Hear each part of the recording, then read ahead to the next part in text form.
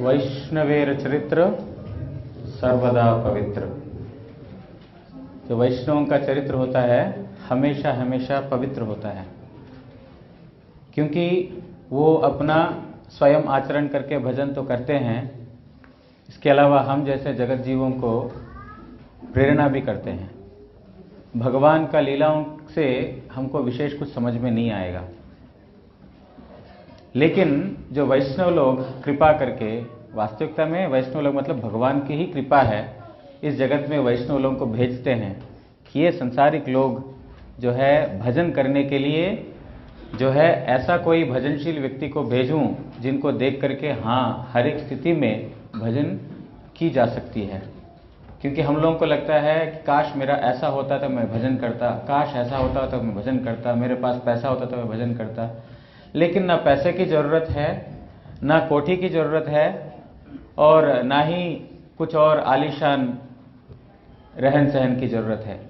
अगर केवल मात्र भक्त की इच्छा पूर्ति करने की दिल होने से सब कुछ हो जाता है, और भगवान ही सब कुछ उनको भेजते हैं उनके पास।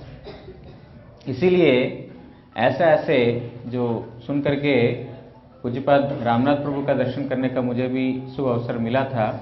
कई बार देखा था मैं, वो सुबह आकर के कुर्सी पे बैठ जाते थे, हरिनाम मंगला आरती के टाइम आकर के बैठते थे, और जो है प्रत्येक दिन उनका ऐसा, मतलब मैं तो वैसे डेली नहीं आता था, मैं उस समय जॉब वगैरह करता था, तो जब भी आता था यहाँ पर देखता था, जब भी आता था ऐसा कोई दिन नहीं था मैं उनका सुबह सुबह दर्शन नहीं किया हो।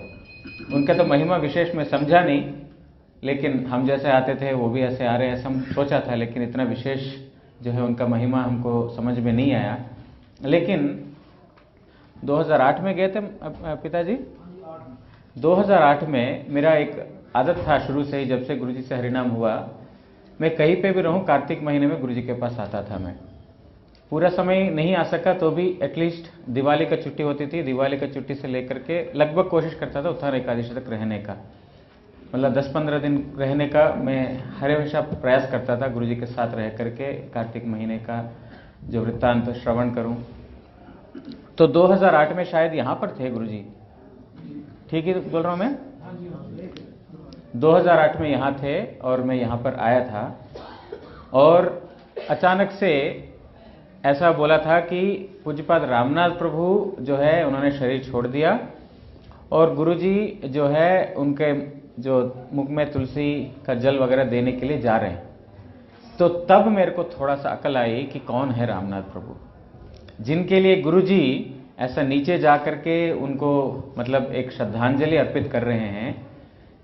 तो वो पहली बार मैं उनका जो महिमा, मतलब जब तक गुरुजी प्रकाशित नहीं करते तब तक हम जैसे बद्धजीवों को समझ में नहीं आती। इन लोगों ने संग किया, उनको मालूम है कि किस किस अवस्था में उन्होंने भजना की और कैसे कैसे लोगों को प्रेरित करके भजन में लगाया, लेकिन हमको अवसर मिला नहीं, इसलिए हमने उनका महिमा समझा नहीं। लेकिन उस साल गुरुजी ने नीचे जा करके उनके जो अंत्य जो यहाँ से जाने से पहले किया था, वहाँ से घर से लेके आए थे, यहाँ पर गुरुजी ने उनका सम्मान किया, फिर यहाँ से आगे गए थे। तो तब उनका महिमा जो है थोड़ा सा मेरे को समझ में आया। तो आज उनका तिरोभाव तिथि है, तो विशेष रूप से मैं उनके चरणों में प्रार्थना करता हूँ।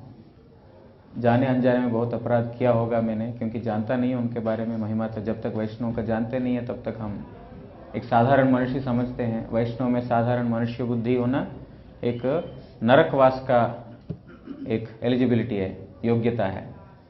तो लेकिन वैष्णव बड़े कृपालु होते हैं, बड़े दयालु होते हैं।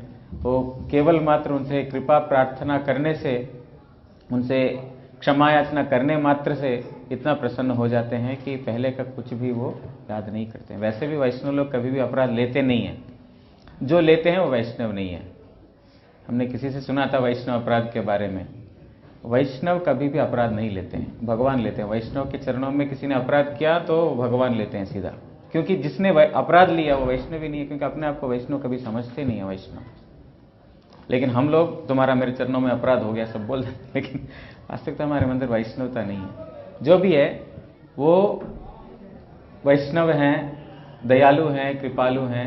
वो मेरे जैसे बद्ध जीव को आशीर्वाद करें, मैं भी थोड़ा उन जैसे उत्साह है उस उत्साह के साथ भजन कर सकूं और वो जो इस जगत में हमको प्रेरित करने के लिए आए वो प्रेरणा हम भी लेकर के हम आगे बढ़े भगवान का भजन में।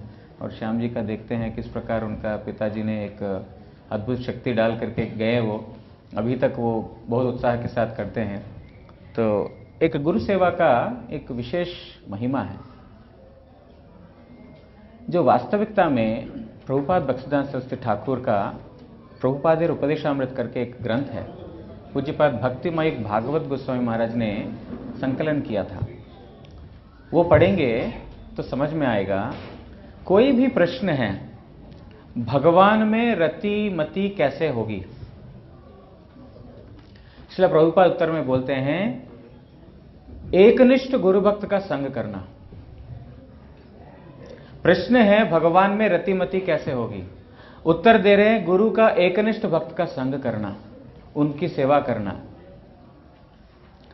पूछ रहे हैं भगवान का नाम हम कैसे करें, जो सच्चा साधु सद्गुरु है वो सद्गुरु का संग करके भगवान का नाम करना। जो भी तरह का प्रश्न है वहां पर प्रभुपाद जी एक ही उत्तर देते हैं, गुरु सेवा, गुरु का संग और गुरु का जो एकनिष्ठ भक्त है उनकी सेवा या उनका संग। मतलब एक आध्यात्मिक जीवन में एक व्यक्ति को आगे बढ़ने के लिए सर्वप्रथम है गुरु सेवा। ठाकुर हमारे लिए बाद में आते हैं, भगवान बाद में आते हैं, सर्वप्रथम है गुरु। यस्य प्रसादात भगवत प्रसादो यस्य अप्रसादान न गति कुतोपि। जिनका आशीर्वाद से, जिनकी कृपा से, जिनकी प्रसाद से भगवान का प्रसाद है, भगवान की कृपा मिल जाती है। यस्य अप्रसादान, जिनकी प्रसन्नता नहीं होने से हम जगत में बहुत कुछ चीजें कर लें, लेकिन उन चीजों से गुरुजी अगर प्रसन्न नहीं है, ना गति कुतोपि, उस व्यक्ति का कोई गति नहीं है। मतलब शास्त्र की यही बात है, साधुओं की, संतों की, सब लोगों की एक ही बात है, गुरु सेवा। गुरु सेवा जिन्होंने किया वो आज तक जिंदगी में कभी भी धोखा नहीं खाया। भगवान का सेवा हमारा भगवान तक पहुंच नहीं पाएगा जब तक गुरु को नहीं देते। इसलिए मंदिर में भी भोग लगाते हैं, आरती करते हैं, सबसे पहले गुरु जी को मन ही मन याद करते हैं। गुरुदेव मैं तो उस भूमिका में नहीं हूं भगवान को भोग लगाऊं तो भगवान खा लें, गुरुदेव आप इसको समर्पण कीजिए। कर हम रहे हैं लेकिन मन ही मन गुरु जी से प्रार्थना करें, गुरु जी आप इसको समर्पण कीजिए। क्योंकि हमारे अंदर योग्यता कहां है, वो चिन्मय वस्तु है और हम इस जड़मय वस्तु है। उस चिन्मय वस्तु को साक्षात्कार करने के लिए श्री गुरु मतलब भगवान ही स्वयं श्री गुरु के रूप में अवतरित होते हैं। इसीलिए उन गुरु जो माध्यम बनते हैं भगवान तक लेके जाने के लिए, सिर्फ वहीं तक नहीं, आगे हमको भगवान का श्री चरणों में सेवा का प्रदान करने के लिए भी गुरु हैं। वहां पर भगवान के धाम में जाने के बाद ये नहीं सोचना बस गुरु जी का रोल खत्म हो गया, वहां पर भी भगवान गुरु का ही है। गुरु ही केवलम, गुरु सेवा ही केवलम। गुरु का सेवा छोड़ करके अन्य कोई भी दूसरी सेवा से भगवान का प्राप्ति नहीं हो सकता है। सब लोग बोलते हैं ना गुरु गोविंद दोनों खड़े, दोनों सामने खड़े हैं, काके लागू पांव, किनके पास जाकर के मैं चरण वंदना करूं। अगर ऐसा कोई संशय है तो भगवान भी बोलते हैं जाओ उनके पास जाओ, बलिहारी गुरु आपने जिन गोविंद दियो पाए। आपकी वजह से गोविंद का चरण मिला है, अगर वही गुरु नहीं है तो फिर गोविंद का चरण कैसे मिलेगा। तो उन्होंने पूज्यपाद प्रभु जी ने, रामनाथ प्रभु ने जिस प्रकार गुरु जी का सेवा किया, देखिए छोटा सा घर रहने के लिए, खुद का रहने के लिए सारा खाली करके गुरु जी को दे दिया और वो स्वयं कितना तपस्या किया। ये तपस्या नहीं लगेगा जब प्रीति है। तो जहां पर प्रीति है वहां पर आनंद मिलता है। इस प्रकार आनंद मिलता है कि मैंने गुरु जी के लिए कुछ तो कर सका। वो 10 जगह बोलने वाली बात नहीं है कि 10 लोग सुने और हमारा ये करें, लेकिन अपने आप में इतना संतृप्ति कि मैंने गुरु जी के लिए कुछ कर सका, इस जीवन कुछ फायदे में आया। ऐसे ऐसे जो वैष्णव आचार्य ने, उनके शिष्यों ने ऐसा ऐसा हमको आदर्श दिखाया कि गुरु सेवा कैसे की जाती है। आज मैं थोड़ा सा गजेंद्र मोक्ष से थोड़ा सा, क्योंकि गुरु सेवा के बारे में सुनने से ना एक अलग प्रेरणा मिलता है। गुरु सेवा साक्षात भगवान की सेवा है। भगवान से कोई अलग नहीं है गुरु। इस जगत में आचार्यो माम विजानियात, मैं ही आचार्य हूं, भगवान स्वयं घोषित कर रहे हैं, मैं ही आचार्य हूं। अरे भगवान तुम्हारे द्वार के पास आकर के खड़े हैं, उनके लिए भी तुम अपना घर नहीं दे सका। उस समय भी हम सोचेंगे कि हमारा घर में माता पिता है, या तो मैं और पत्नी है, बच्चे हैं, हम लोग कहां सोएंगे। अरे इतना भजन करने का फायदा क्या हुआ। गुरु खड़े हैं, गुरु मतलब भगवान खड़े हैं। रामानुजाचार्य के एक शिष्य हुए हैं, बहुत गरीब, इतना गरीब हम अंदाजा भी नहीं लगा सकते हैं। रामानुजाचार्य सारे शिष्यों को लेकर पहुंच गए, एक नहीं। गुरु जी आते हैं, गुरु के साथ हमेशा परिकर वृंद, निज सेवक, गोष्ठी, उसको लेकर के निकलते हैं। वो रामानुजाचार्य पहुंच गए और उस गांव में एक धनी व्यक्ति था। धनी व्यक्ति देखा, शिष्य था वो भी, देखा इतने सारे महाराज जी के साथ, गुरु जी के साथ इतने सारे शिष्य लोग पहुंच गए, इन लोगों को खिलाऊंगा तो फिर मेरा भंडार खाली हो जाएगा, इन लोगों को खिलाऊंगा तो फिर मेरा भंडार खाली हो जाएगा। इतना दिन से मेहनत से मैंने इकट्ठा किया है, ये लोग एक दिन में फूंक देंगे। अब वैष्णवों का जो है ना सम्मान करना, उन लोगों को सेवा करना भी छोटी बात नहीं है। अब उनका दिल खोल करके सेवा करना। तो रामानुजाचार्य वहां पर शिष्यों के साथ गए, देखा तो उन्होंने सिर उठा करके देखा भी नहीं, प्रणाम करके छोड़ दिया। तो वहां पर पता चल जाता ना गुरु का, मतलब हम लोगों को पता चल जाता किस प्रकार व्यवहार मिलता है। वहां से आगे चल पड़े। उसी गांव में बहुत गरीब, जिसका हम अंदाजा भी नहीं लगा सकते हैं, इतना गरीब व्यक्ति, उसके पास पहुंच गए। और उस समय उस घर में वो व्यक्ति नहीं था, उनकी स्त्री थी घर में, और दरवाजा बंद और बाहर कपड़ा सुखाया हुआ। तो रामानुजाचार्य वहां पर पहुंचे और दरवाजा ताली मार करके दरवाजे को आवाज दिया अंदर। स्वामी तो नहीं है, स्त्री अकेली है। तो उनको आवाज जैसे कानों में गया, अरे गुरुजी आए हैं, गुरुजी आए हैं। लेकिन वो निर्वस्त्र थी, उनके पास कोई ढकने के लिए भी कपड़ा नहीं। इतना उनका दरिद्रता का पराकाष्ठा। शरीर ढकने के लिए कपड़ा भी नहीं, दोनों के बीच एक ही कपड़ा है, जो पहन के जाता है पति, वापस आएगा तब तक उसके ऊपर कपड़ा नहीं है। इस प्रकार उनका घर का हालत। जैसे उन्होंने देखा गुरुजी आए हैं, अब कैसे आएगी बाहर, निर्वस्त्र हैं, तो उन्होंने अंदर से ताली मारी।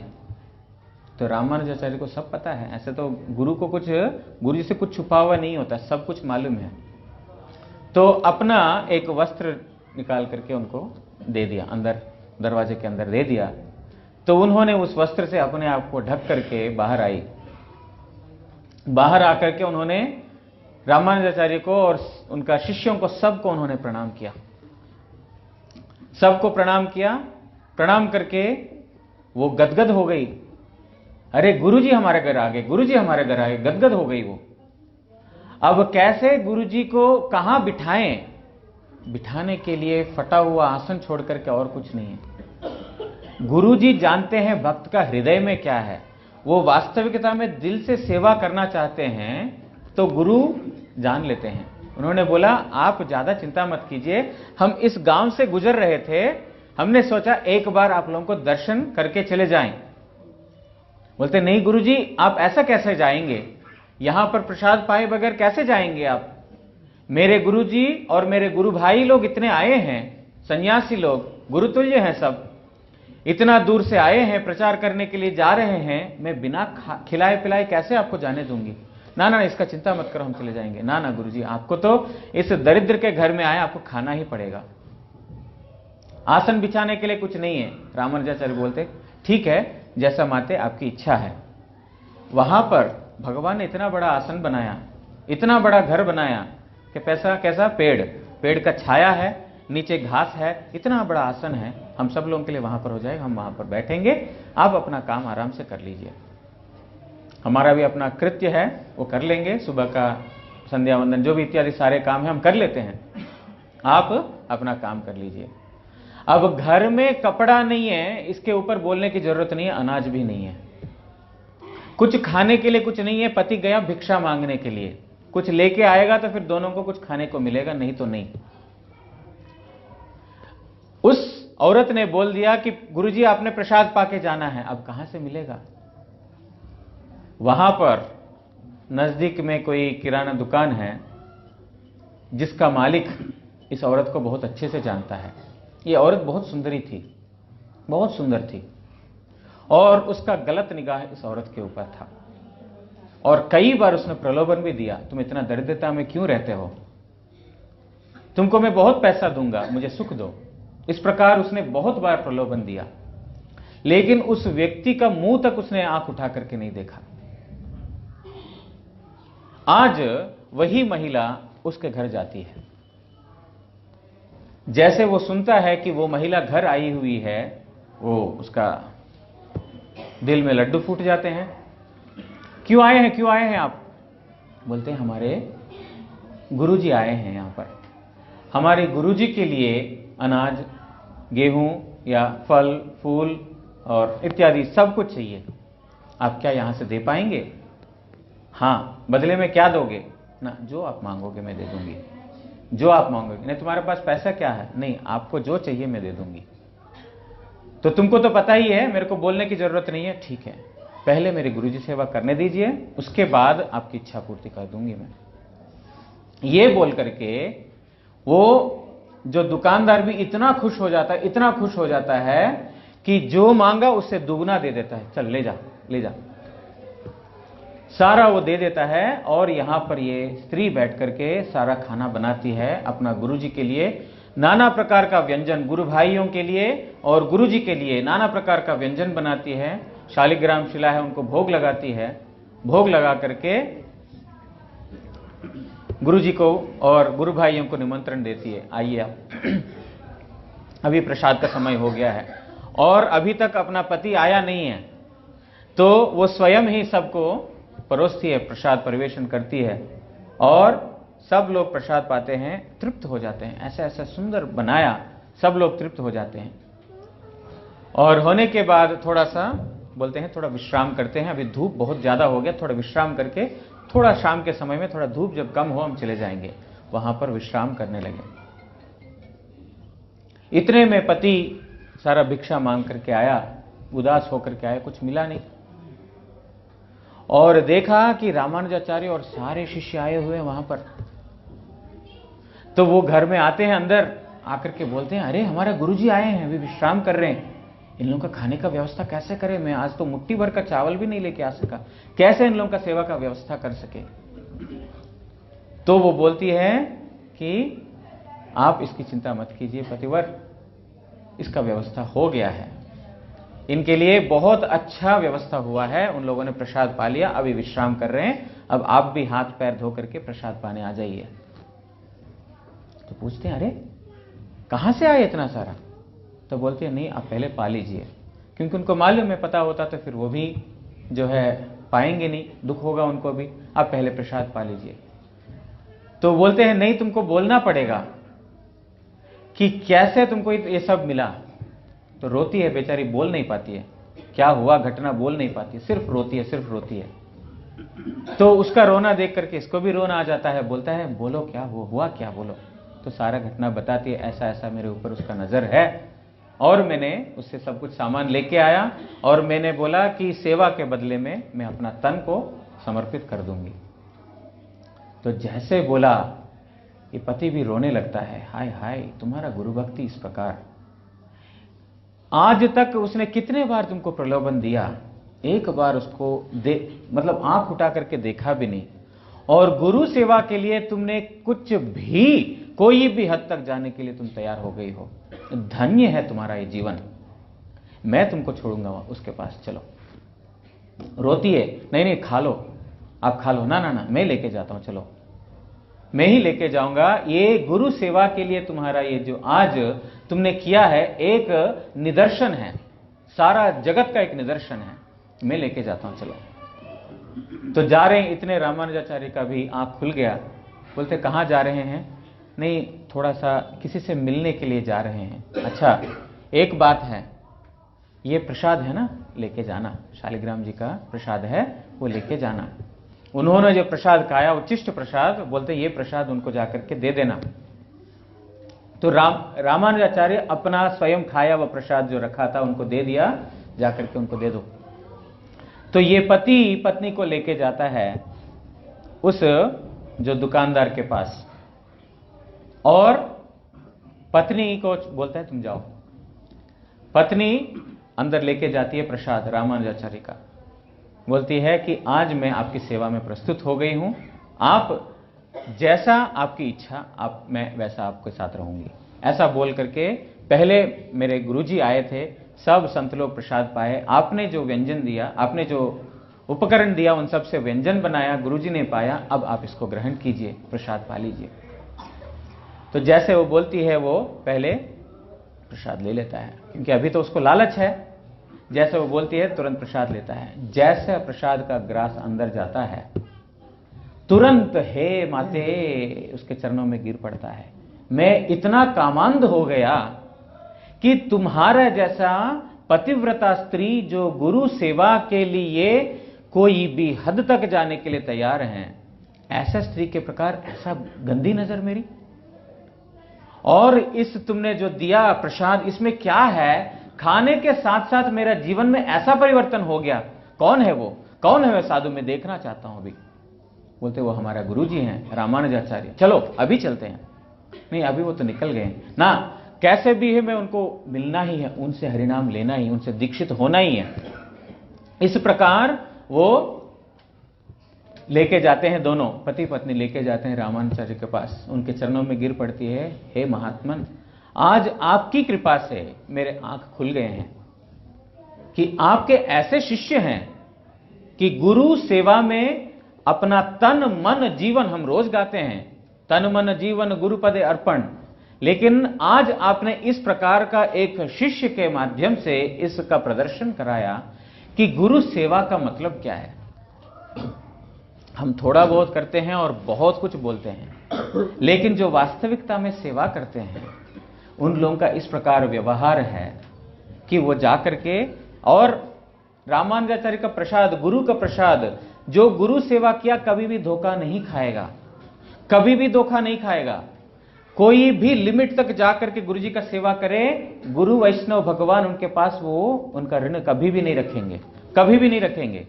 हमारे अंदर शरणागति की कमी है, हमारे अंदर एक कदम आगे बढ़ाने की कमी है, लेकिन गुरु वैष्णव भगवान कभी भी उनके प्रति दी गई कोई भी सेवा का कार्य बिना फल का रखेंगे नहीं।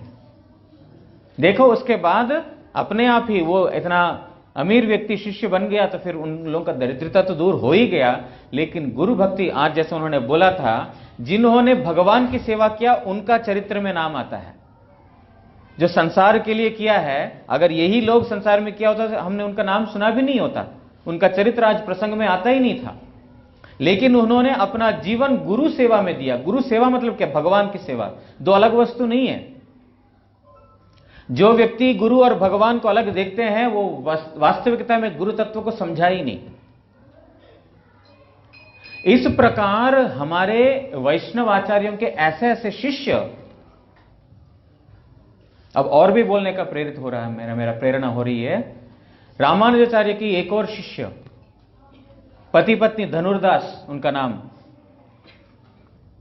वो दोनों, धनुर्दास ऐसे था, उनका स्त्री के प्रति इतना कामना वासना कि उल्टा चलता था छतरी पकड़ करके, कि वो उसका जो है सुकोमल चेहरा जो है वो इससे सूर्य से रश्मि से जो उसका मुरझा ना जाए, हाँ देखता, और चलता भी उल्टा। एक पल भी वो उसका सुंदरता से अलग नहीं रह सकता था, हर पल देखेगा, इस प्रकार का। खैर वो घटना में नहीं जाएंगे। रामानुजाचार्य की कृपा से ऐसा हो गया, जो भगवान नारायण का जो सौंदर्य देखा, उसके बाद कहां बीवी की सौंदर्यता, इस जगत की सौंदर्यता कुछ नहीं लगा, फीका। जिस व्यक्ति को भगवान का सुंदरता का दर्शन हो गया, जिस व्यक्ति को गुरु सेवा का आनंद प्राप्त हो गया, वास्तविकता में, हम जैसा नहीं, वास्तविकता में जिस व्यक्ति को गुरु सेवा का आनंद प्राप्त हो गया, जगत का कोई भी चीज उसको इधर से उधर नहीं कर पाएगा। हम जैसे जीव कर्म में बद्ध हैं, आज अच्छा लगता है तो कल संसार अच्छा लगता है। लेकिन यहां पर जहां ये धनुर्दास ने श्री कृष्ण नारायण का इस प्रकार दर्शन किया, नारायण का दर्शन करके उसके बाद सारा जगत का सब कुछ फीका हो गया, सब छोड़ छाड़ करके आने के लिए तैयार थे। रामाचार्य बोले नहीं, पत्नी है उनकी, उनके साथ रहो, तुम्हारा धर्म है पत्नी का साथ रहने के लिए, करो, वो निभाओ। दोनों साथ में रहते थे। लेकिन इस प्रकार धनुर्दास ने सेवा किया गृहस्थ होने के बावजूद भी। मैं पहले भी घटना बताया गृहस्थ भक्त का ही बताया, अभी भी बता रहा हूं गृहस्थ भक्त का ही। गृहस्थ होने के नाते भी इस प्रकार उन्होंने सेवा की कि रामानुजाचार्य उठते बैठते खाते पीते, धनुर्दास कहां है, धनुर्दास कहां है, धनुर्दास कहां है।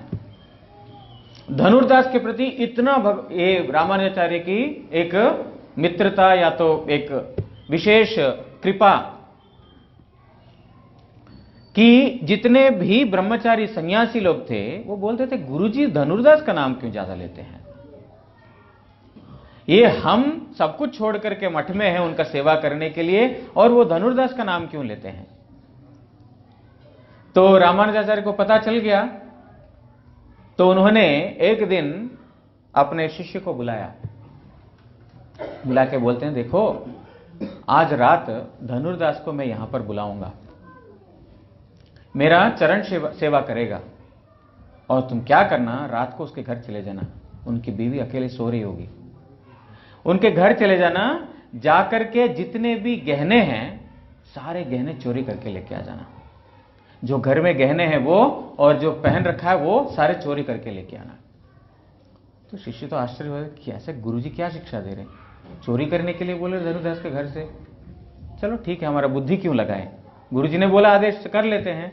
तो उस दिन रात को उन्होंने धनुर्दास को बुलाया, धनुर्दास को बुला करके बोला कि आज थोड़ा सा मैं बहुत ज्यादा थक गया हूं, थोड़ा सा चरण सेवा कर सकते हो गुरुजी, ये शरीर तो आपके सेवा में है।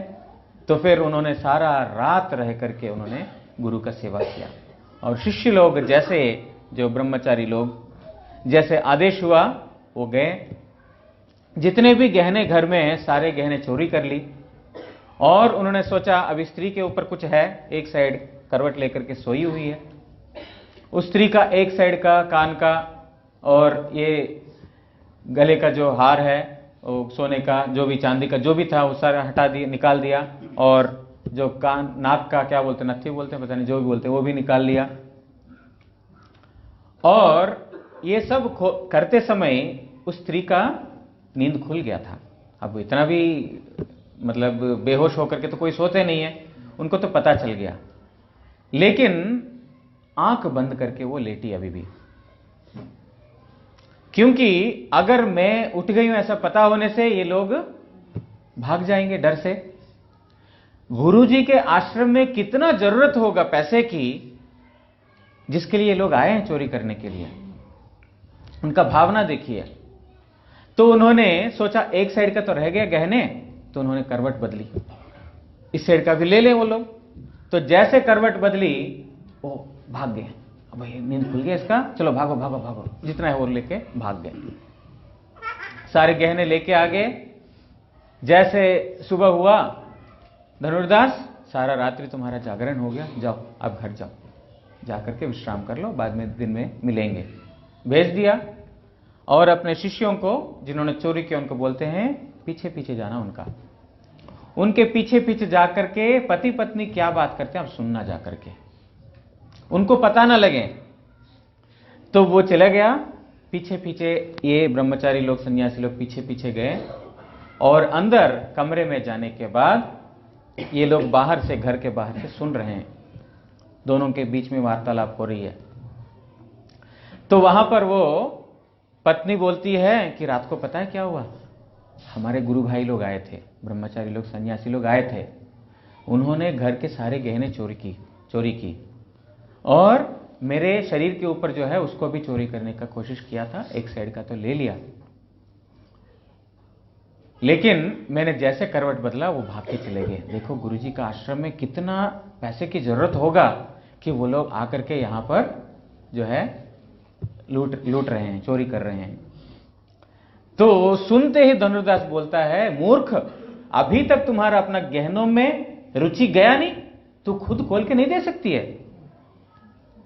करवट बदला तो उनको लगा कि तेरा आंख खुल गया, इतना तुम्हारा गहनों से तुम्हारा आसक्ति रह गया कि तू खुद अपने आप खोल करके नहीं दे सकती है, क्या गुरु सेवा करेगी तू? तो बोलती है, नहीं, मेरा विचार ये नहीं था, मेरा विचार ये था कि उनको पता ना चले, मुझे पता चल गया, मैं इसीलिए करवट बदली कि अपने आप से वो खोल के ले जाए, उनको ऐसा लगा। इतना ही सुनना था। ब्रह्मचारी लोग बाहर से सुन करके हताश हो जाते हैं, हमारी क्या सेवा है। जिस प्रकार धनुर्दास ने एक गुरुजी का सेवा के लिए पूछा नहीं किस लिए, पत्नी के ऊपर उल्टा गुस्सा हुए कि तुमने क्यों खोल के नहीं दिया, ऐसा पति पत्नी जो हमेशा गुरु सेवा के लिए आगे रहते हैं, देख करके रामानुजाचार्य के पास चरणों में आकर के गिर गए, गुरुदेव आज हमने जो सीखा कि क्यों आप धनुर्दास के प्रति इस प्रकार विशेष कृपा करते हैं, आज समझ में आया। मतलब गुरु सेवा है सर्वश्रेष्ठ सर्वोत्तम, बाकी सब सेवा बाद में, लेकिन जो गुरु सेवा जिसने स्वीकार किया और किया, उस व्यक्ति का कभी भी अमंगल नहीं हुआ। और वास्तविकता में हम किसी को दे सकते हैं सर्वोत्तम भेंट, उपहार, वो ये है गुरु सेवा का मौका। इसीलिए ऐसा गुरु सेवा कभी भी जैसे मौका मिलता है उसको गंवाना ठीक नहीं है। ऐसा बहुत सारे वृत्तांत हैं गुरु सेवा के बारे में, बोलते जाएंगे तो और भी, रामानुजाचार्य का भी है, मध्वाचार्य के, बहुत सारे वैष्णव आचार्यों का, क्योंकि ये सब वैष्णव संप्रदाय में गुरु का सेवा छोड़ करके अन्य और कोई दूसरा रास्ता नहीं है भगवान का सेवा करने के लिए। अभी हमारा गुरु जी का भी है सेवा, जो समाधि मंदिर का, तो बहुत लोग उत्साह के साथ कर रहे हैं, बहुत अच्छी बात है। सुन करके ये देख के भी बहुत अच्छा लगता है, बहुत लोग उत्साह के साथ करते हैं।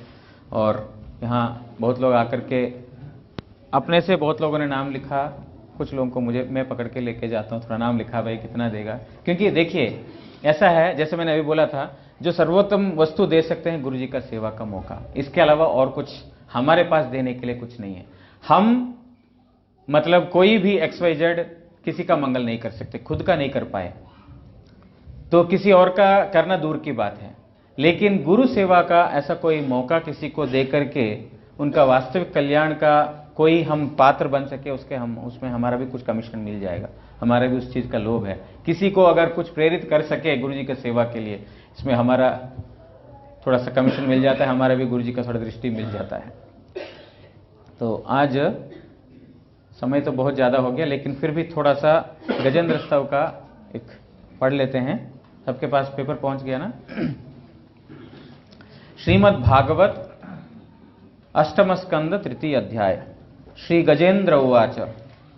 ओम नमो भगवते तस्मै यत एतच्चिदात्मकं पुरुषाय आदिबीजाय परेशायाभिधीमहि यस्मिन्निदं यतश्चेदं येनेदं य इदं स्वयं यो अस्मात् परस्माच्च परस्तं प्रपद्ये स्वयंभुवं यस्वात्मनीदं निजमाययार्पितं क्वचित् विभातं क्वच तत्तिरोहितम् अविद्धदृक्साक्षि उभयं तद् ईक्षते स आत्ममूलो अवतु मां परात्परः कालेन पञ्चत्वमितेषु कृत्स्नषु गोलोकेषु पालेषु च सर्वहेतुषु तमस्तदासीत् गहनं गभीरं यस्तस्य पारे अभिविराजते विभुः न यस्य देवा ऋषयः पदं विदुः जन्तुः पुनः को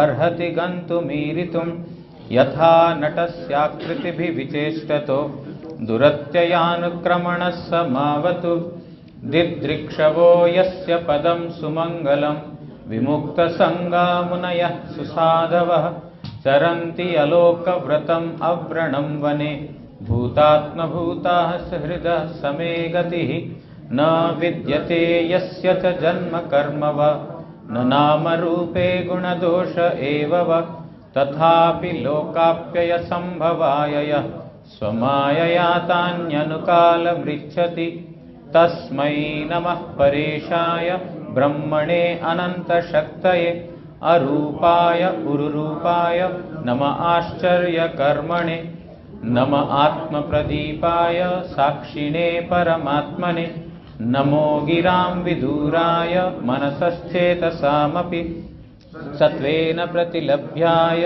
नैष्कर्म्येण विपश्चित नमः कैवल्यनाथाय निर्वाणसुखसंविदे नमः शान्ताय घोराय गूढाय गुणधर्मिणे निर्विशेषाय साम्याय नमो ज्ञानघनाय च क्षेत्रज्ञाय नमस्तुभ्यं सर्वाध्यक्षाय साक्षिणे पुरुषाय आत्ममूलाय मूलप्रकृतये नमः सर्वेन्द्रियगुणद्रष्ट्रे सर्वप्रत्ययहेतवे असताच्छाय योक्ताय सदाभासाय ते नमः नमो नमस्ते अखिलकारणाय निष्कारणाय अद्भुतकारणाय सर्वागमाम्नाय महार्णवाय नमो अपवर्गाय परायणाय गुणारणिच्छन्नचिद्भुष्मपाय तत्क्षोभविस्फूर्जितमानसाय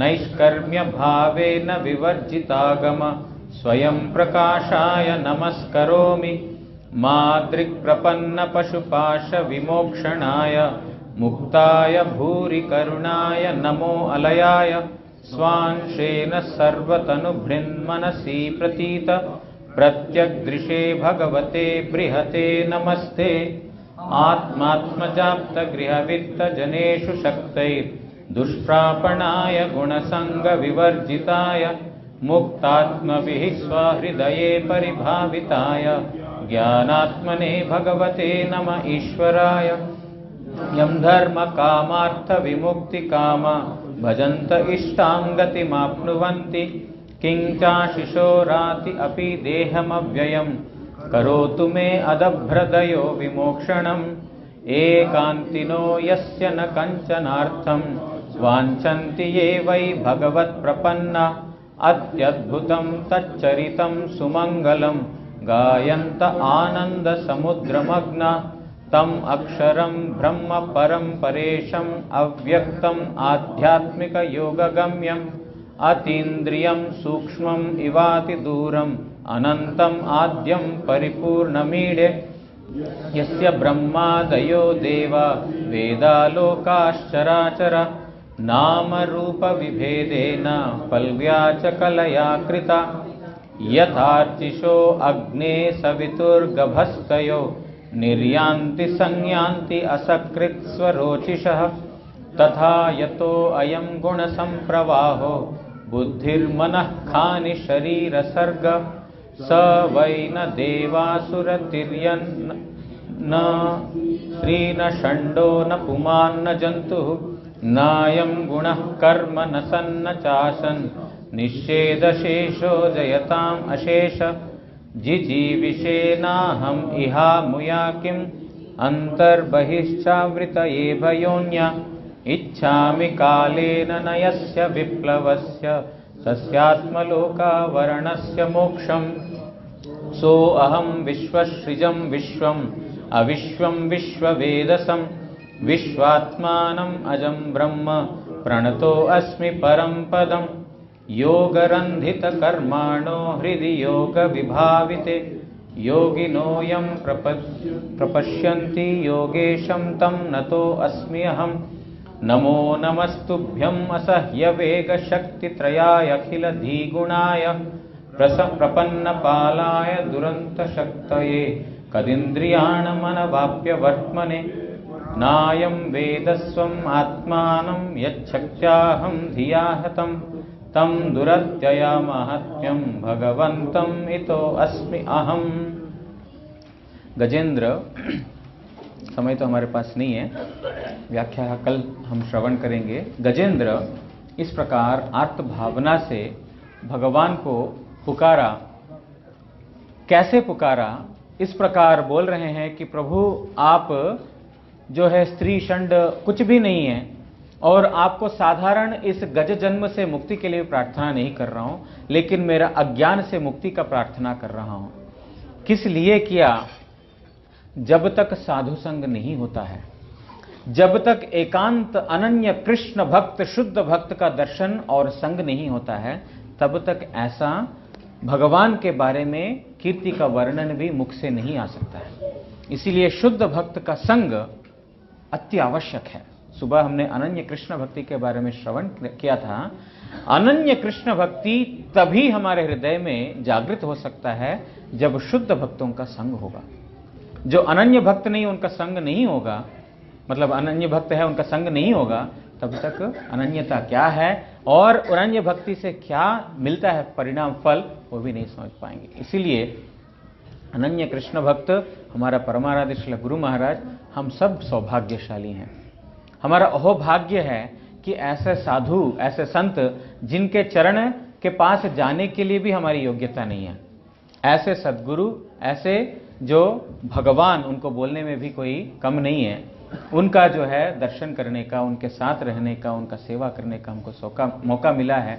इसका मतलब ये है कि हमारा बहुत जन्मों का सुकृति पूंजीभूत हुआ होगा, जिनकी वजह से ऐसा प्राप्त हुआ है।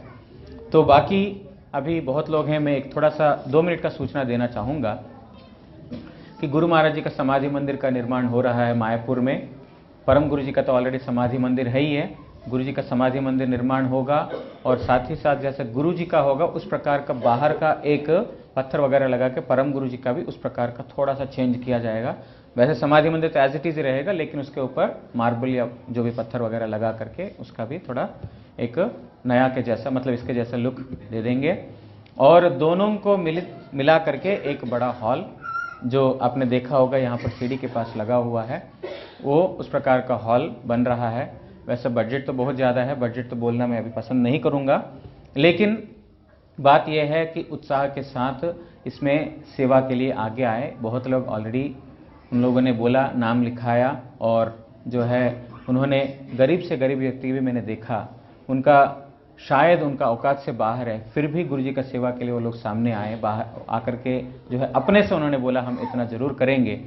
तो बहुत अच्छी बात है गुरु जी का सेवा के लिए इस प्रकार निष्ठा, श्रद्धा और एकाग्रता। मैं सबसे विनय करता हूँ कि आप लोग, ये आप सब लोगों का है, हम सब लोगों का है, गुरु जी का सेवा हम सब लोगों का कर्तव्य है, लेकिन फिर भी एक विनय करना हमारा और प्रार्थना करना हमारा कर्तव्य है। इसीलिए आप सब लोग उत्साह के साथ, कुछ श्याम जी के पास भी जाकर के कुछ लोग नाम लिखा रहे हैं। कृपया वो लोग, 3 साल का निर्माण का समय है, 3 साल में कितना वो लोग दे पाएंगे, ज़्यादा से ज़्यादा कोशिश कीजिए, क्योंकि जैसा हमने सुना था भगवान गुरु जी को देंगे कुछ, वो लोग रखेंगे नहीं, उल्टा ज़्यादा ही देंगे। इसीलिए उत्साह के साथ इसमें आगे आइए, और इसमें सबका सुफल, अच्छा फल मिलेगा। और मैं मठ में ही बैठा हूँ यहाँ पर 8 नंबर में, 20 तारीख को मैं चला जाऊँगा, उससे पहले आकर के कोई नाम लिखाएंगे। अभी तुरंत देने की ज़रूरत नहीं, बहुत लोगों ने सामने का मकान के लिए सेवा दिया है, तो अभी तुरंत देने के लिए कोई ज़रूरत नहीं है, लेकिन आकर के एटलीस्ट नाम लिखा दें कि हम इतना देने के लिए हम सोच रहे हैं, इतना देंगे हम 3 साल में करके। मेरे पास लिखा दें, या तो शर्मा जी के पास भी बहुत लोग नाम लिखा रहे हैं, शायद अशोक जी भी नाम लिख रहे हैं क्या, मुझे पता नहीं, तो लिख रहे हैं आप भी क्या लिख रहे हैं? तो फिर जा करके कृपया जिनके पास जैसे सुविधा है ज़्यादा से ज़्यादा करने का, आप लोग भी थोड़ा उनको ज़्यादा से ज़्यादा प्रेरित करने का, उत्साह करने का कोशिश कीजिए देने का। मैं तो 20 तारीख को चला जाऊंगा, उससे पहले कोई आकर के मिल करके बात करना चाहें, नाम लिखाना चाहें, वो स्वागत है। वांछा कल्पतरुभ्यश्च कृपा सिंधुभ्यो